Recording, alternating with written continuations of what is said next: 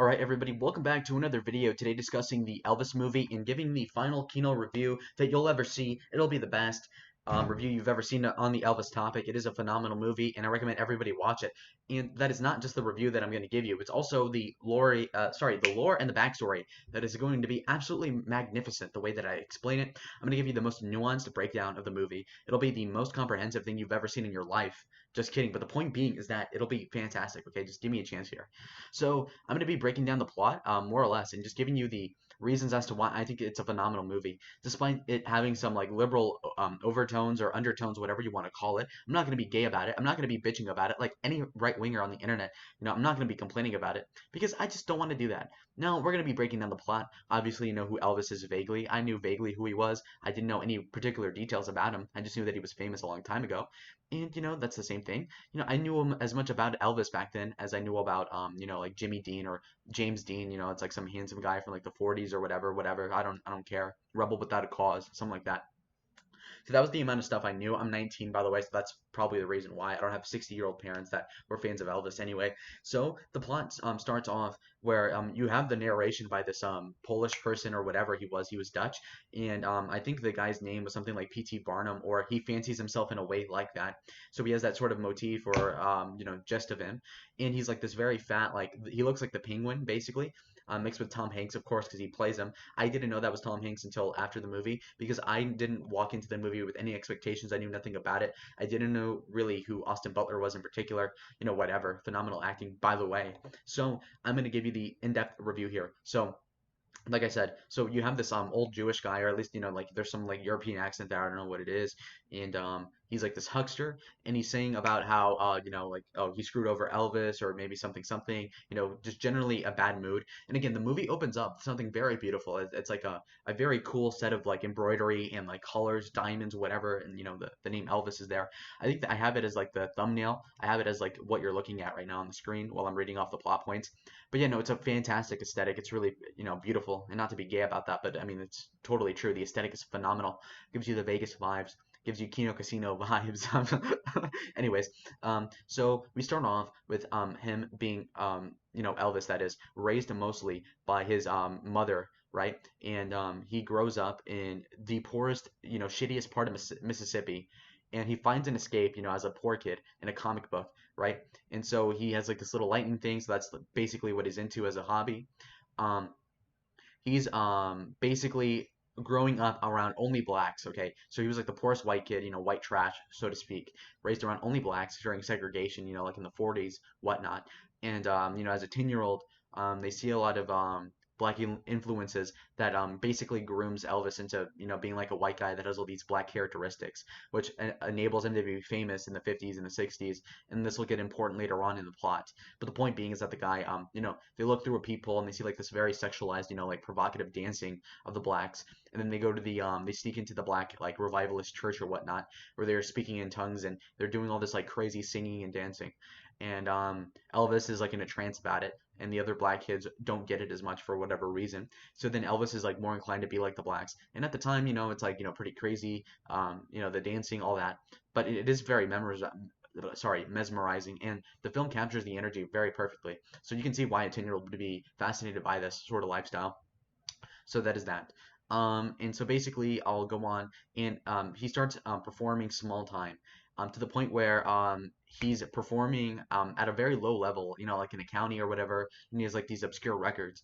And while this the huckster guy, the Tom Parker or whatever, this guy, uh, he's the colonel, as they called him in the movie. He's basically the guy who goes around and tries to recruit people, to make money off of them as their manager, taking a percentage of whatever income they get. And he wants to manage Elvis after he hears, really talented singing on the microphone, and he realizes that it's not a black guy, it's a white guy. So then he's like, okay, well, I can grift off of this because obviously, you can't really pander to a white audience with a black singer 70 years ago. So of course you're going to use a white guy.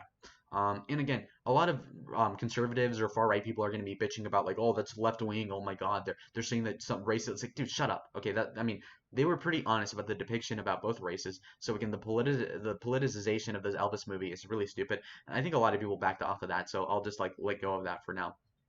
Anyway, so we are moving on, and so we move on to a scene in a carnival where Elvis is performing, he's doing really good, and basically the manager gaslights him into believing that he needs to join forces with him to get into a record label deal that is really favorable to him, and that he has no other good options. Whereas actually Elvis in real life could have just not have signed with the Colonel and he would have been fine. But the Colonel basically lied to him about the circumstances that he was dealt and manipulated him into giving him power. And unfortunately, the Colonel was a scumbag and screwed him over in that respect. And Elvis was like a young guy, and he fell for it, obviously. So I mean, that is something that is a liability about Elvis. And you see this in his character, that he is somewhat naive in certain aspects. Anyway, in regards to the movie, we move in to Parker. Obviously, he persuades Elvis to take exclusive control of his own career trajectory, which is crazy. But then again, this Parker guy is not all bad. He has a very hard work ethic. He tries really hard. He really succeeds in getting Elvis a lot of publicity, gets him a lot of the right connections, leverages a lot of his own status and fame, from Elvis, and using it for his own benefit. And it's kind of mutual at the beginning. Anyway, he gets the Presley family out of poverty, and you see in the movie that there's a scene where he buys a mansion for his family, and the family, like I said, is white trash, so they they're trashing the place. There's mud in the house or whatever, but it's again. So Elvis gets a sort of gratification at the fact that he's getting his family out of the mud. But in respect to that, the guy is trying to the Jewish figure, what's his name? The Dutch guy, what's his name? Tom Parker, the Colonel. So the Colonel is trying to monetize every little aspect of Elvis to the point where he's trying to get this like the I hate Elvis and the I love Elvis merchandise, right? So he's getting these buttons that say that they hate Elvis, and he's saying, well, it's okay that they're hating on you as long as you make money off of them hating on you. And Elvis is saying, well, I hate, like I despise that. That's, low, but he goes with it anyway. So basically, you see this conflict of interest where the Colonel guy doesn't really care about Elvis's feelings, obviously, because he's not him, and wants to make as much money as possible. Whereas Elvis is seeing, okay, well, yeah, I'm making a lot of money. My family's successful now, but then again, there's all these side effects with the fame and all that. And, that sorts to conjure up like these demons in Elvis that will culminate into something greater for the bad in the future. Anyway, so we see later on that the segregationist Southern Democrat Mississippi Senator Jim Eastland, who I vaguely knew of because I am a very political person, and he basically was disavowing Elvis, that his music will corrupt white children into black, like black culture and whatnot, um, which is interesting. Anyways, Elvis is charged. So Elvis does these dance moves, and it's a very really well focused scene in the movie where he's in this pink outfit, which is not really that gay. He has like this eyeliner, but it's more normal than you'd expect. And he goes there, and he's very awkward at the beginning, but then he starts moving around, and as he's gyrating his hips, he gets like the sexual tension with the girls in the audience, and they all start raving at him, and they go crazy. And it's a really fascinating scene the way that it's filmed because it gets a lot of angles in there. It's very long. It's kind of awkward, and that's kind of the point. And it shows why Elvis was famous at the time, why his gimmick was so successful, and at the same time it shows the negative side effects of what he did as a man. And that is that, of course he was entertaining and more than, anybody at the time in the 50s perhaps, but the problem being is that, these girls that were like 15 years old that otherwise would have been married and, normal and well adjusted, they, saw Elvis gyrate his hips, and while, to us that might be like, who cares? Back then these girls weren't sexualized at all. So for them to be awakened in that way, when they're teenagers or whatnot, it's just really bad. It's a bad thing because he basically kind of like introduced like this whole lust thing to these girls inadvertently. I don't think he was doing that on purpose, but the point being is that he was doing that. And so that's a side effect, right? So when we talk about things like blood money and whatnot, I mean, there's these benefits you can get in life with drastic consequences for others.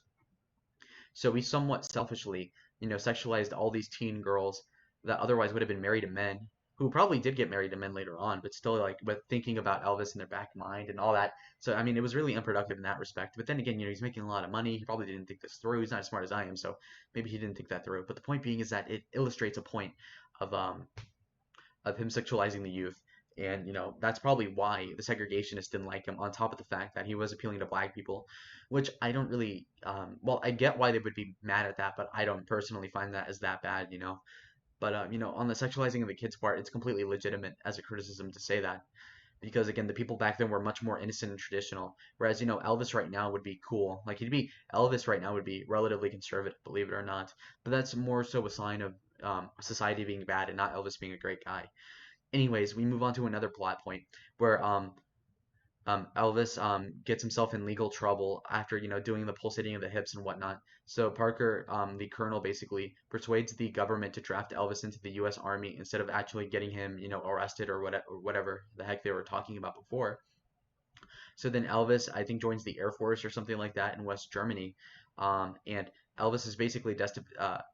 And then Elvis's mom dies too, and there's this powerful scene where Elvis is crying in her closet or something weird, but it was pretty cool.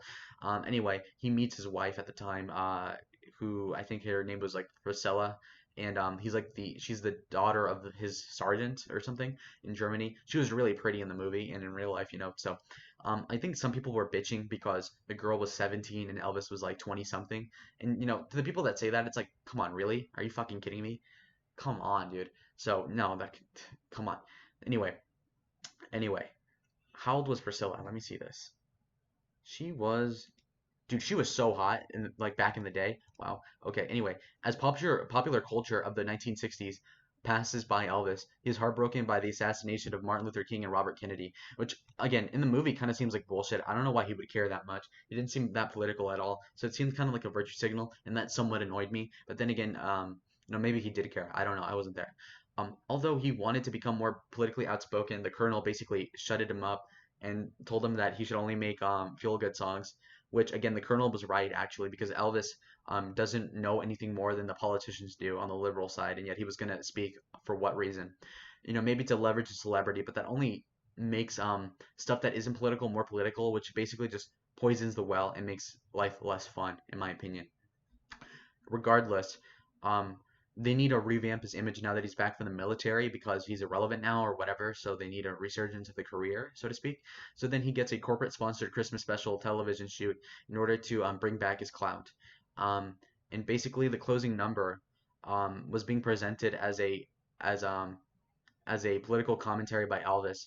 And basically, the corporate sponsors were pissed off because that wasn't part of the plan, but Elvis basically betrayed them or whatever. And Parker, the colonel, was disgusted, but he couldn't control Elvis. And he basically thought that Elvis was given into the hippies, which is kind of true. But the show was a massive hit. If you recall, there was an amazing scene, immaculate really, where you see the if a man can dream or whatever, phenomenal performance, and it is a little liberal, but then again, it's a very well-intentioned song. It's very like non-offensive really. Like, okay, I have a dream, whatever. It's basically that gist. So it's a pretty cool performance, and Parker seething was not because he was a racist, which could have been true. I don't really care. The point being is that he was more so concerned with the bag and the money, and Elvis was trying to fumble it as much as he could in many occasions, frankly. Anyway, so after the special, Elvis headlines the largest showroom in Las Vegas at the time, which was the New International Hotel, um, which is in Las Vegas, like I said. Burp. Okay, so the Colonel controls Elvis' life even more going forward as he refuses Elvis's request for a world tour, which is like his dream anyway, and tricks him into signing a contract for several years at the casino residency, which again is really depressing when you think about it, because the first couple times that you perform at a big event, it's pretty cool, but if you're performing at the exact same concert for years on end, it would be so boring. It would be like purgatory, really. And the analogy of being trapped in a golden cage. I mean, it's basically that. And like, imagine you're not making a lot of new music, right? So you're kind of like singing like the same songs over and over again, like every other weekend for a decade. That would be really depressing, in my opinion. And again, it's a first world problem. Don't get me wrong, but then again, these are issues for some select few people, like Elvis. Regardless, um, so after we get into that point, Elvis figures out that the Colonel can't even travel across the world because he's an illegal immigrant, which is a red pill actually. That is a subconscious, like, okay, I just remember that. Having surrendered his original Dutch citizenship, probably because he was a shyster over there, he would not even be able to return to America after leaving it. So that's probably why he didn't want to leave, and he couldn't leave Elvis alone in the world tour because that would relinquish power from him. So he didn't want to let go of his leverage over Elvis, which is understandable. But then again, he's very selfish. Anyway, Elvis tries to fire Parker, but the manager responds by suing him for a ton of money. They argue over this, and Parker basically gaslights Elvis into telling him that they both need each other, and they basically like blow each other off, though the Colonel still controls him. Elvis's behavioral issues and his prescription drug addiction overtake him in the 70s. And this is an important note to take into account because he basically is slowly devolving into madness as he, gets progressively more bored, less energetic, and then you figure that in with the fact that he needs to sleep, yet he's like trying to like do things that are fun, yet he has to wake up to do so and so. So then they're putting him with sleeping pills, and the slippery slope about sleeping pills, as Eminem would know, is that when you take one, then you need two, then you need more melatonin, and then you need Xanax, and then you need Zoloft, and whatever else. And I don't know what drug he was taking in particular, but he was taking a shit ton of them to the point where it was not only pills, it was also like injections for him to fall asleep and a myriad of other things. And they even had a guy like in the security guard detail or whatever that would carry around like a bucket of water with ice in it to wake him up because he was so into and out of drugs, and it made him hallucinate and paranoid in a myriad of different ways. And it was just a very unproductive thing to do. But he just spiraled out of control, predicated on that. And his wife was putting up with this bullshit this whole time, and basically left him. There's a powerful scene too in the movie towards the end where Elvis is begging her to let him, stay with her, and he basically completely gets emasculated as she leaves him. But it's a good, lesson to learn that you don't beg on your knees for a woman because she'll never say yes when you beg like a bitch.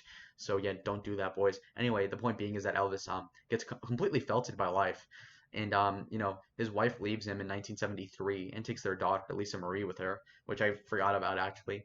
And Elvis continues a rigorous schedule of shows, even though he gets more exhausted over time and more bored. But right before 1977, before he dies, he is supposed to like basically convey his deepest insecurity, which was that nobody will remember him after he's gone. So that's like his whole like insecurity, like I said, which is important because of course if you're a celebrity, you want people to think that you're relevant. And obviously people do remember him still. So and he died almost 50 years ago. That was 45 years ago actually. Regardless, the movie ends with Elvis at one of his final shows, and he's bloated and pale, right? So he's like overweight, and I'd say like if he's 6'1" and normally weighed like 170, it was probably like 230. He was like pretty chubby, and he has like these horrendous sideburns from the 70s, and he sings this really good song that I like a lot now called the Unchained Melody, and he ends the performance triumphantly with the thunderous applause as he finishes his recollection. The colonel dies, impoverished and alone, while Elvis is beloved worldwide and the best-selling solo artist in history. So again, Elvis, a troubled guy with a really fucked up past, and he basically perseveres in a major way, but over time, you have a snake in the grass like the Colonel manipulating him and fucking him over in a myriad of different ways. Again, with a lot of upside because he got him famous in the first part, in the first sense. And Elvis was a great guy, but then again, he had all these personality issues that bit him in the ass. And the proclivity towards drugs definitely was not a good thing. And the fact that he dealt with his family really badly, and his mom was a complete liability, and I could tell that from the beginning. She was a bitch, and her alcoholism was gross, and her dad was a beta male. Elvis's father was a weakling, and you can barely tell that Elvis's dad was even in the picture because again, he was a beta male, and he got arrested as a when he was raising Elvis, and I guess that couldn't have helped. And in regards to Elvis and like the political stuff, he was a little bit cringe on that, but then again, whatever. And in regards to the sex appeal of Elvis, I disavow that. In retrospect, he moved the Overton window to the left in regards to sexualizing the youth. Obviously, I don't think he did that on purpose, so I don't really blame him for it. But I'm just pointing out the fact that had he not done that, there would have been millions of people that would have not have been sexually awakened in a way that he provoked them into being. But that's a pretty esoteric thing to learn. So I think most people won't come away with that fact anyway after watching the movie. Regardless of the fact, I will point out this, and that is that the Colonel character was pretty interesting. He was a very selfish man, and one point I forgot to mention was that at one point during the residency negotiations, he does this deal on a piece of napkin, right? On the napkin where he says that he'll sell Elvis to this casino for like a decade or whatever, or 7 years, I don't recall, and in exchange he'll get like unlimited casino gambling house money.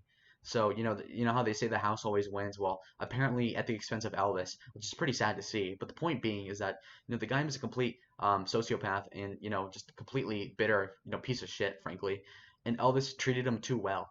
And he was a complete shyster, greedy as all heck, illegal immigrant, miscreant, fat, ugly, short, whatever.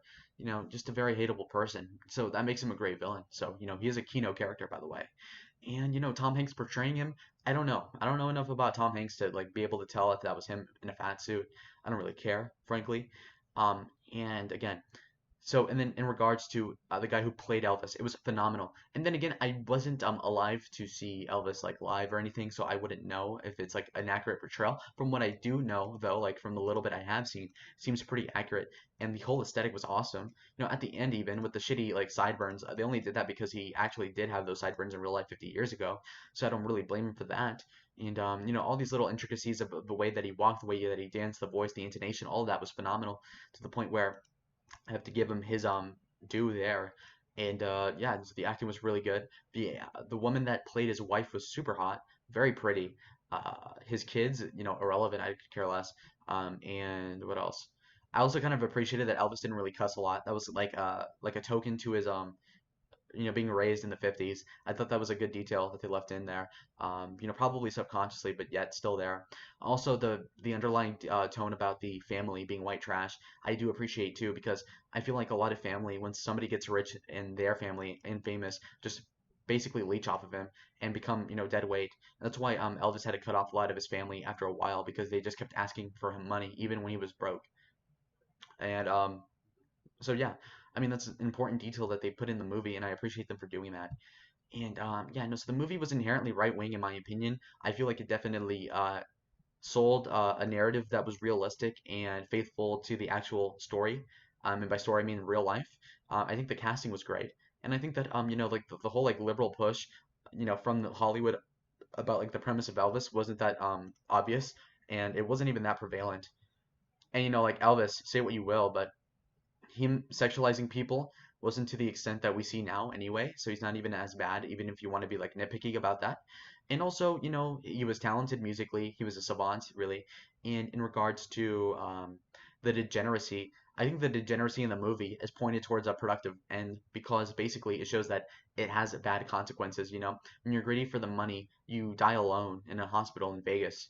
And when you are having sex with a lot of women and you're taking drugs, your beautiful wife, which you should be completely content with fucking just her, leaves you, deservedly so, and you end up belted, dying young of like a heart attack in like in a bathroom stall, and that's your own fault, Elvis. But no, Elvis was a good guy. I didn't really listen to any of his music, like no, I never went out of my way to listen to an Elvis song up until now, and at least I like five of his songs pretty much. So I mean that's good for him, I guess. So I give him credit for that. And frankly, he definitely is a big figure in history. Big shout out to Elvis. And a lot of people are LARPing as him now, which shows that he is a powerful like character in real life, and that goes beyond the silver screen. And the movie I was expecting like a 6 out of 10 because I don't walk into movies knowing anything because I don't follow Hollywood. But the point being is that I came out with like a 9 out of 10. It was a really phenomenal movie. There was very little that it got wrong. It was just utterly great. It was Kino as fuck. The aesthetic was perfect. The Vegas vibe, the whole like honesty, the earnesty, and the drug addiction, the sex, all that, very cool. And and for a movie that came out in current year, it was really good, kind of like Top Gun Maverick, insofar as it wasn't really political. And even when it was political, it was like in the context of the '60s, which makes sense. So it was all in really in good taste. And that's why I got to give it a 9 out of 10. It was certified Kino, and I hope you guys enjoyed the review. Thank you so much, and bye.